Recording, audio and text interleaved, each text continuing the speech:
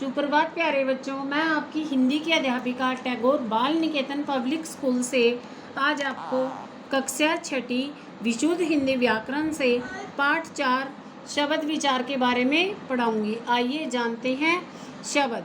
शब्द किसे कहते हैं? वर्णों के सार्थक समूह को शब्द कहते हैं। और बच्चे पद किसे कहते हैं? जब शब्दों का प्रयोग वाक्य में प्रयुक्त किया जाता है, जब हम शब्दों से वाक्य बनाते हैं तो वह पद कहलाता है। आगे आप क्या बोल सकते हो पद को? देखो, वर्णों के सार्थक समूह को शब्द कहते हैं और शब्दों के सार्थक समूह को आप पद या वाक्य कह सकते हो। शब्दों के भेद सबसे पहले है उत्पत्ति या स्रोत के आधार पर, रचना के आधार पर, अर्थ के आधार पर, प्रयोग के आधार पर। सबसे पहले उत्पत्ति के आधार पर तत्सम शब्द संस्कृत भाषा के वे शब्द जिनका हिंदी में ऐसे ही जैसे संस्कृत भाषा से कोई भी शब्द आया, जैसे गृही। अब जब आपको घर शब्द का पर्यायवाची मिलता है तो आप लिखते हो गृही। जो शब्द संस्कृत भाषा से हिंदी भाषा में बिना किसी परिवर्तन के साथ प्रयोग किए गए हैं उन्हें हम तत्सम शब्द कहते हैं। तत्भव शब्द, जैसा कि नाम से स्पष्ट हो जाता है कि संस्कृत भाषा के वे शब्द जो हिंदी भाषा में कुछ परिवर्तन के साथ प्रयोग किए जाते हैं उन्हें हम तत्भव शब्द कहते हैं। आगे है बच्चों हमारा देशज। जो शब्द हमारी बोली क्या होती है? सीमित क्षेत्र में बोले जाने वाली वाणी को बोली कहते हैं। जो शब्द अपने देश की बोलियों के प्रभाव से हिंदी में आए हैं उन्हें हम देशज शब्द कहते हैं। आगे है बच्चों हमारा विदेशज शब्द। जो शब्द विदेशी संपर्क के कारण विदेशी भाषाओं से हिंदी भाषा में आ गए वे विदेशज शब्द कहलाते हैं।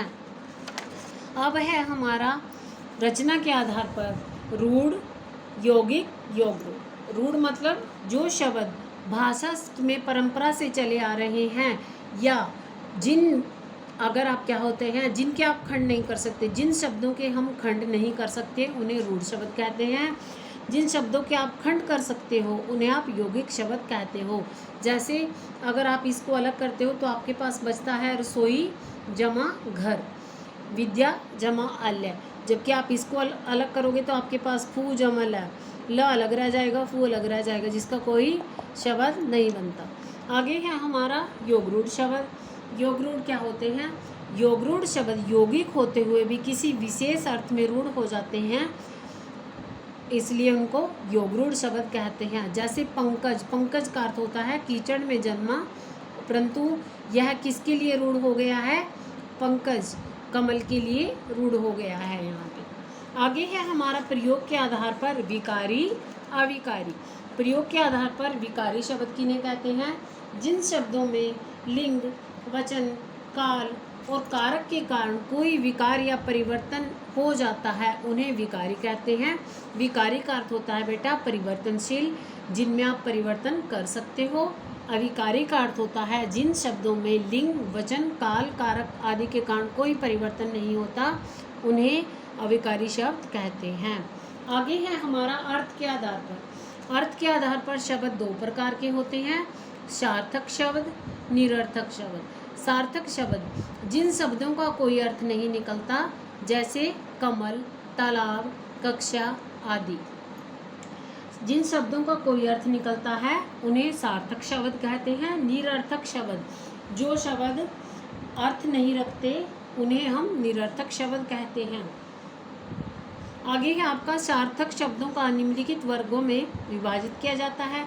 एकार्थक। एकार्थक का अर्थ होता है एक अर्थ रखने वाले शब्दों को एकार्थक शब्द कहते हैं, अनेक अर्थ रखने वालों को अनेकार्थक कहते हैं और उल्टे अर्थ रखने वालों को विलोम कहते हैं। समान अर्थ जिसका एक समान हो, जैसे आँख, नेत्र, नयन, चक्षु, पर्यायवाची कहते हैं। श्रुति संबिनार्थक, जो सुनने में तो एक जैसे लगते हैं परंतु उनका मीनिंग जो होता है वह अलग, अर्थ जो होता है अलग होता है। वाक्यांश के लिए एक शब्द।